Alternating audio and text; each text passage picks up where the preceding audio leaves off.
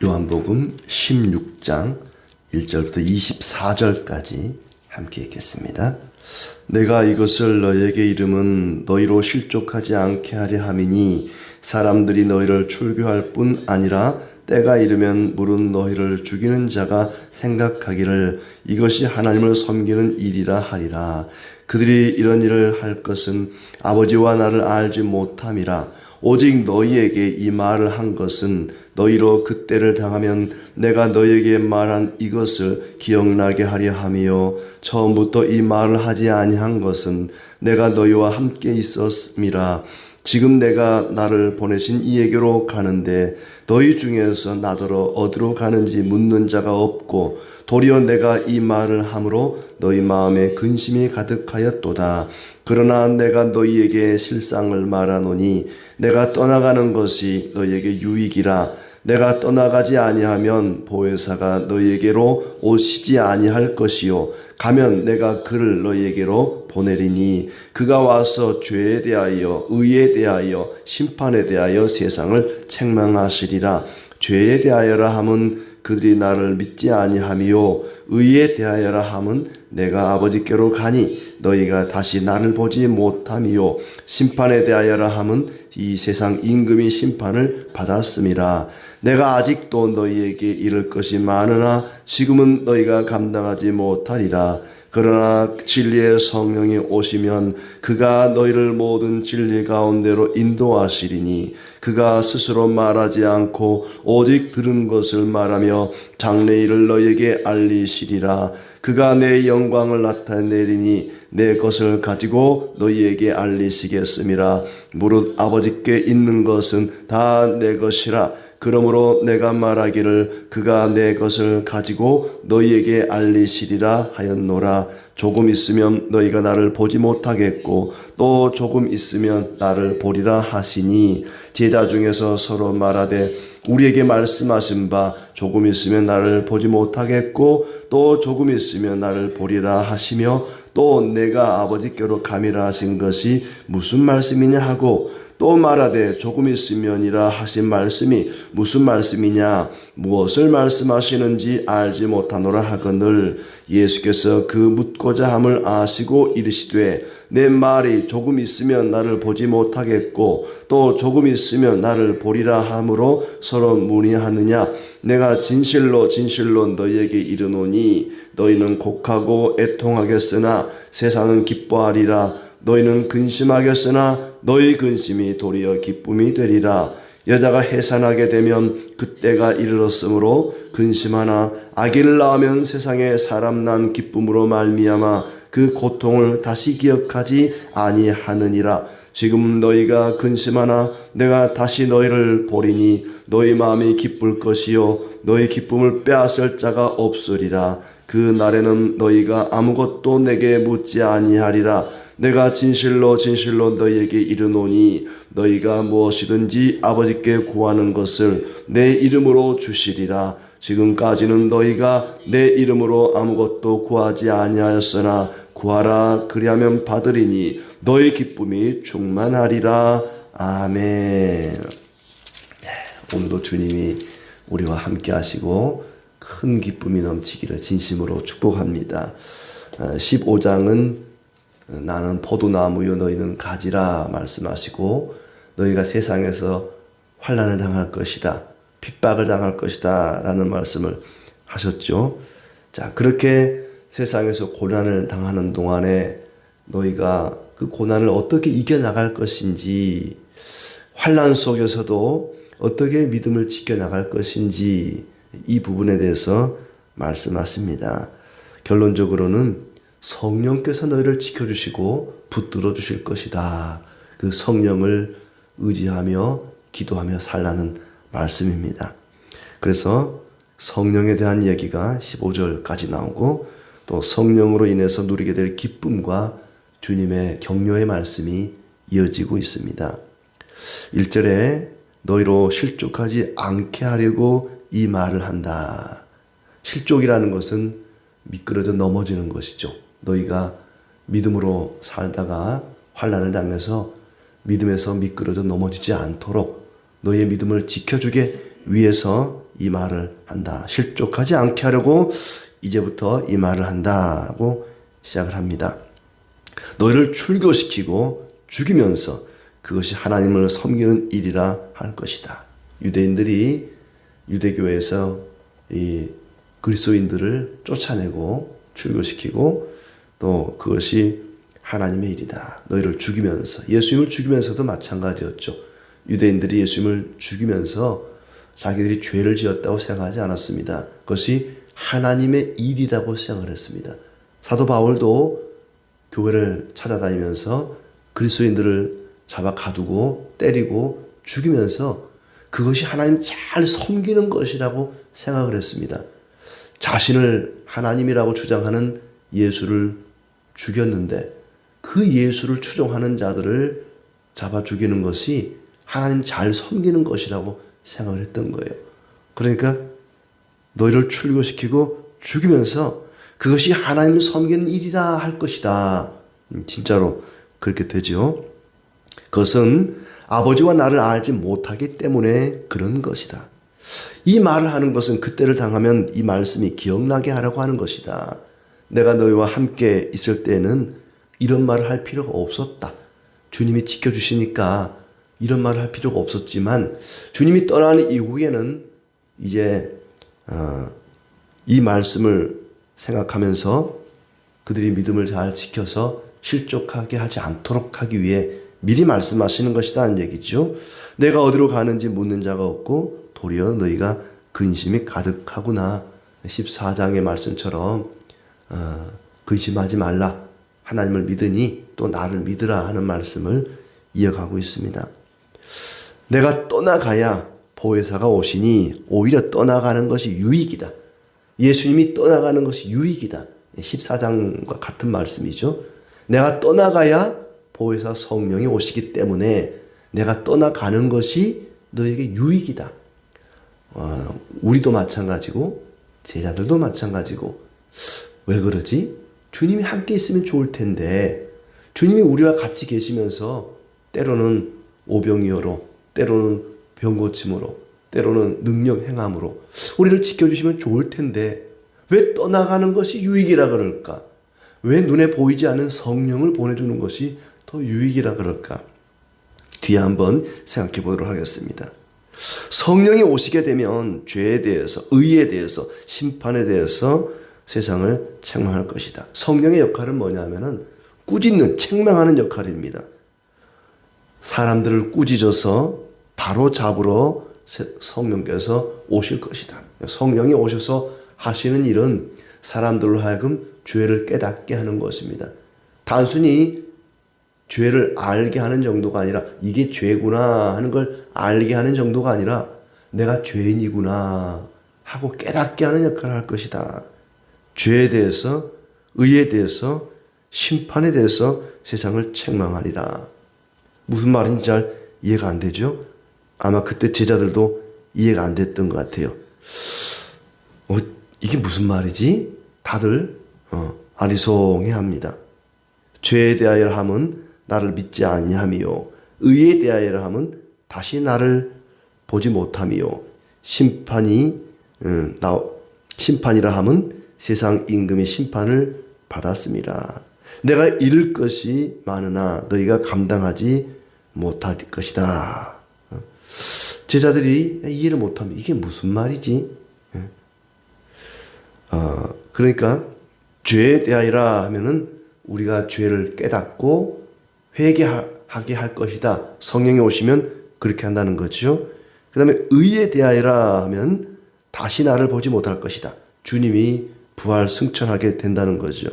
예수님이 십자가에 죽으시고 부활 승천하심으로 우리에게 의가 이루어진 것입니다. 그러니까 성령께서 오셔서 우리를 죄를 깨닫게 하시고 예수님을 믿어 의롭게 할 것이다. 그 얘기죠. 죄에 대하여, 의에 대하여. 그다음 심판에 대하여라 하면 세상 임금을 심판하는 것이다. 세상 임금은 마귀를 가리킵니다. 공중 권세 잡은 자, 이 세상을 지배하고 있는 마귀를 쫓아낼 것이다. 마귀에 대해서, 심판에 대하여라 하면 세상 임금이 심판을 받았다. 우리를 지배하고 있던 악한 영들을 몰아내 주실 것이다. 성령께서 오셔서 하시는 일이 그런 일이라는 것입니다. 우리로 하여금 죄를 깨닫고 회개하고 예수 그리스도를 믿어 의에 이르게 하시고 우리를 지배하고 있던 악한 영들을 몰아내게 할 것이다. 성령이 오셔서 그렇게 할 것이다. 그리고는 예수님의 죽으심과 부활과 말씀을 증거하게 될 것이다. 내가 이룰 것이 많으나 너희가 감당하지 못할 것이다. 지금 죄에 대하여 의에 대하여 심판에 대해서는 말해도 그들이 깨닫지 못하고 이해를 못하니까 내가 하고 싶은 말은 많지만 너희가 이해를 못하니까 감당을 못하니까 이 정도로만 하겠다는 것이죠. 그리고는 13절의 말씀처럼 진리의 성령이 오시면 너희를 모든 진리 가운데로 인도하게 될 것이다. 그래서 성령이 오셔서 예수님의 죽으심과 부활과 그분의 말씀을 증거해서 사람들의 죄를 깨닫고 의에 이르게 하시고 또 악한 영으로부터 자유케 하실 것이다 하는 얘기입니다. 그리고 성령이 내 영광을 나타내고 내 것을 가지고 너희에게 알릴 것이다. 그러니까 예수님이 떠나고 성령이 오시는데 성령은 어떤 별도의 특별한 일을 하는 것이 아니라 바로 예수님의 영광을 나타내고 예수님의 말씀을 가지고 사역을 합니다. 지금도 성령께서는 우리가 말씀을 읽을 때 이 하나님의 말씀을 통해서 성령이 역사하는 것이죠.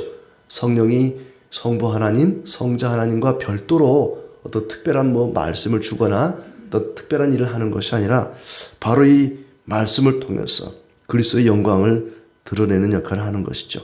아버지께 있는 것은 다 내 것이다. 조금 있으면 나를 보지 못하고 조금 있으면 보리라.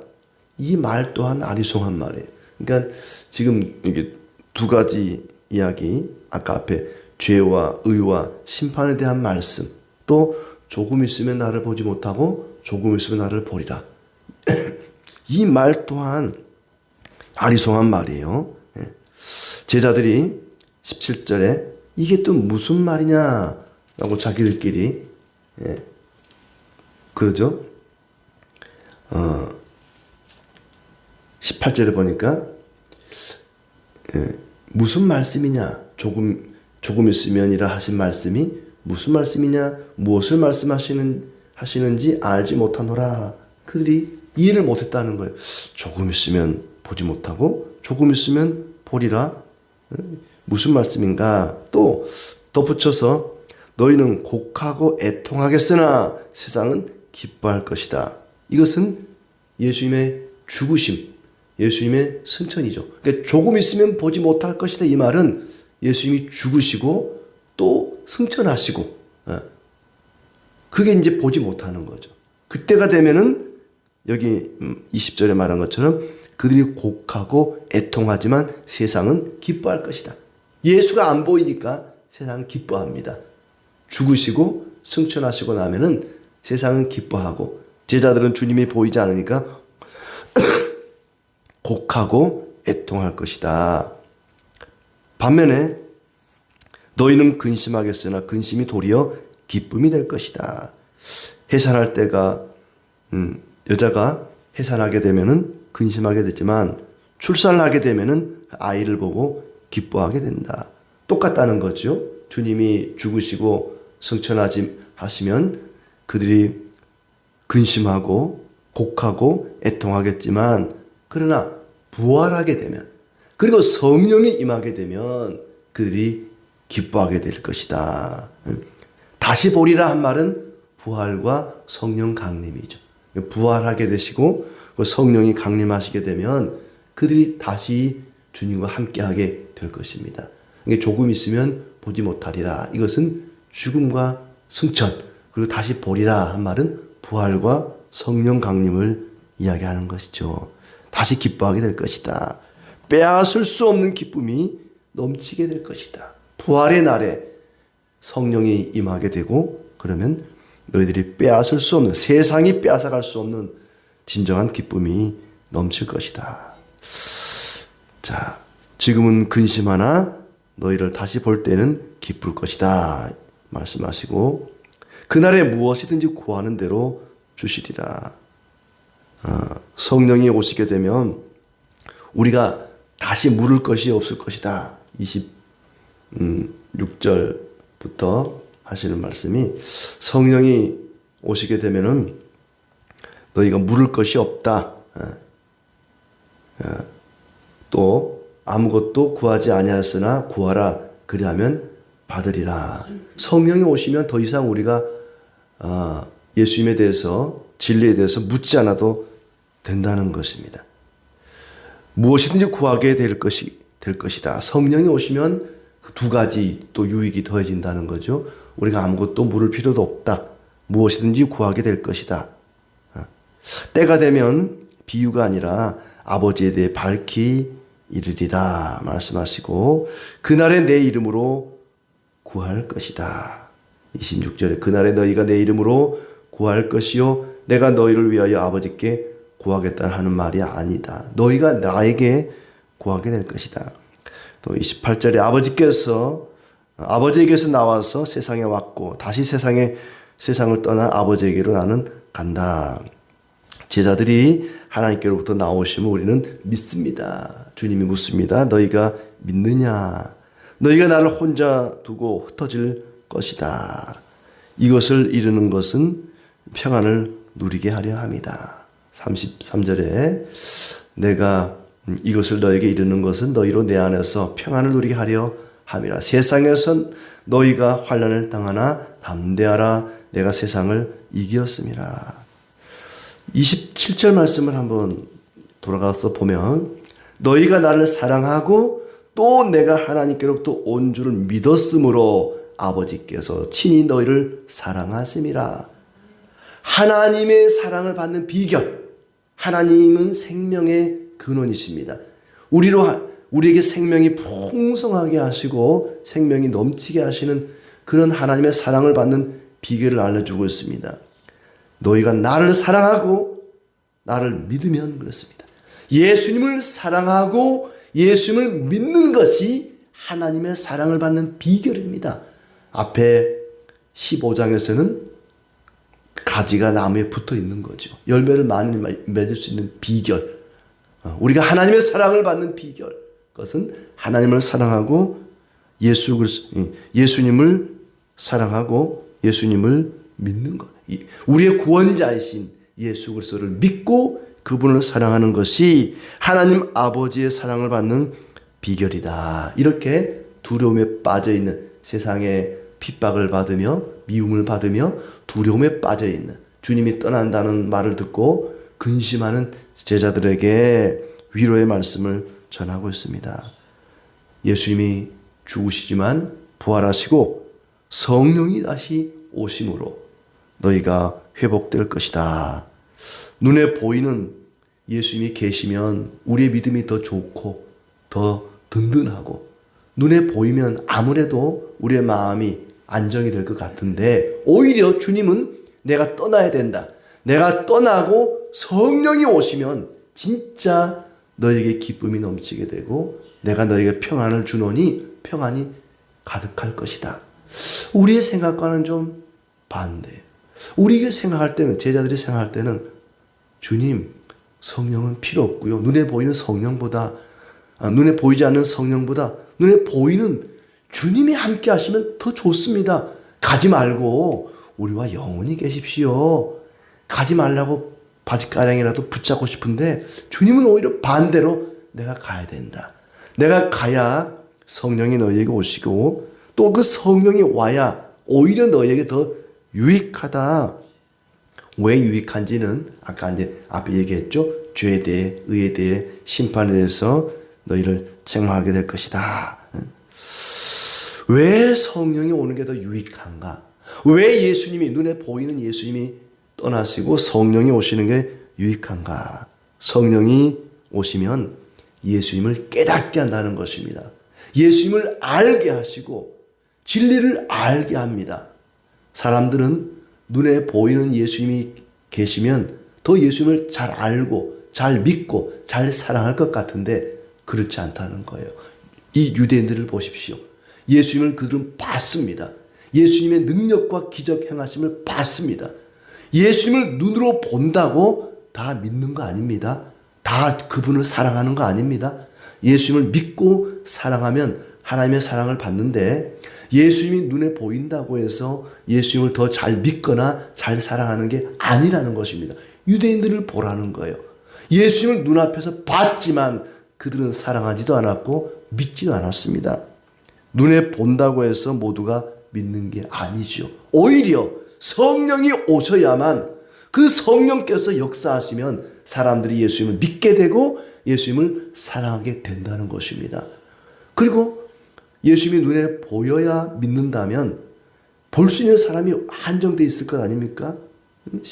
이 공간적으로 예수님이 한 장소에만 있으니까 온 세상 사람들에게 다 볼 수 없잖아요. 그러나 성령이 오시면 온 세상 사람들 누구에게나 성령이 함께 할 수가 있습니다.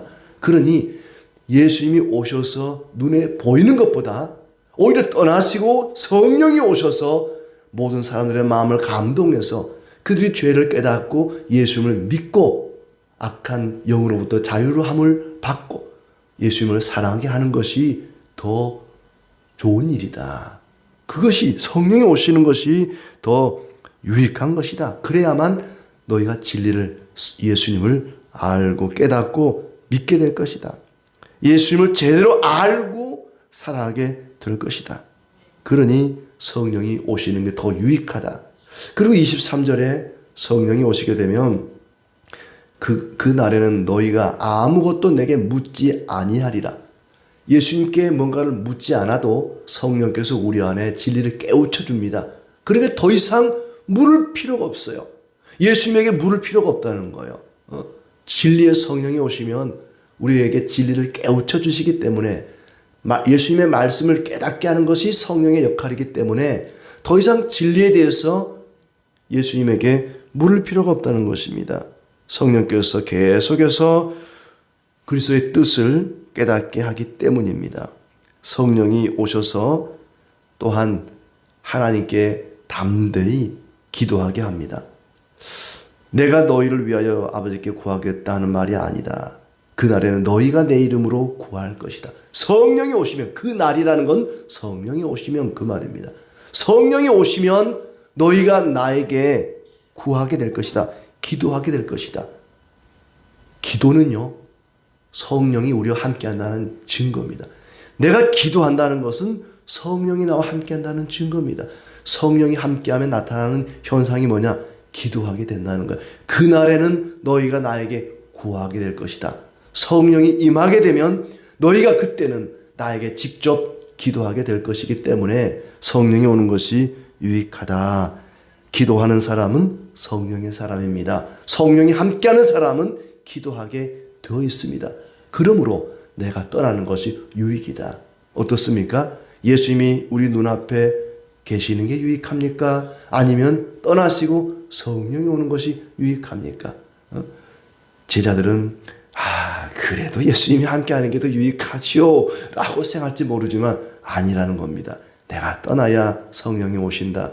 그 성령이 오시면 너희가 나를 믿고 사랑하게 되고 더 이상 나에게 물어볼 것도 없다. 성령이 다 깨우쳐 줄 것이고, 그리고 나에게 기도하게 될 것이다. 그러니 너희에게 성령이 오는 것이 유익하다.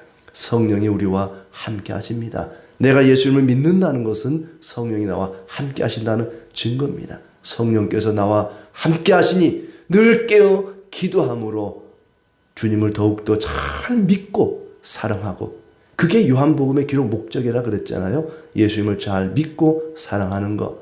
그러므로 주님이 주시는 기쁨이, 성령이 충만하기를 진심으로 기원합니다.